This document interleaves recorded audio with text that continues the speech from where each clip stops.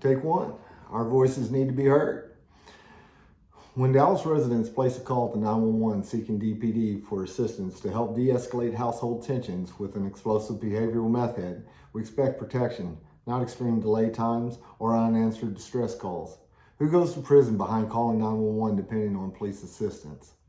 This situation raises serious concerns regarding professionalism of 911 operators, DPD response times, enforcement of bond conditions, and or court orders, which were all critical factors that were not acknowledged or upheld. The consequences of these failures have been devastating, including loss of life, loss of freedom, and significant financial hardships. My family continues to seek accountability out of the city of Dallas. So we're still seeking civil rights lawyer for lawsuits against the bond company and the 911 operator.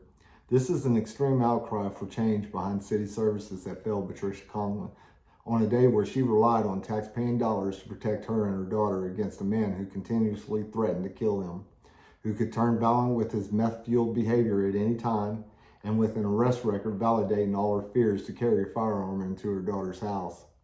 The outcome behind events occurring August 27, 2023 was very preventable. First, a well-trained operator would have dispatched the call with urgency. Strange how 911 services could not provide me the call recording. Second, qualified DPD, as times called before, at the scene handles the unpredictable explosive behavior of Joshua, most likely arrest a man for he was literally in the bathroom getting high on methamphetamine. Or third, if the bond condition and or court order that was in place had been enforced, preventing this man from residing back at the daughter's house, we were never left to rely on 911 operator and or law enforcement to arrive keeping the peace.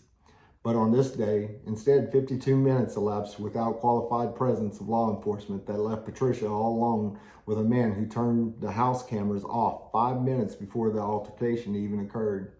The entire city let Patricia down, from the Democratic judge who released Joshua for a sixth time for impediment of breath and narcotics.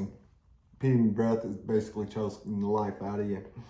To the 911 operator who spent majority of the call educating how to evict an individual versus acknowledging actual distress call, and or Dallas Police Department just never arriving.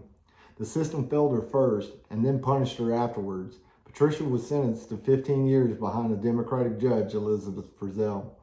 Public safety requires action, not just conversation. If you question how an individual calls 911 for help and ends up sentenced to prison, stand with us. Share her story, ask questions, demand answers. Follow our journey and learn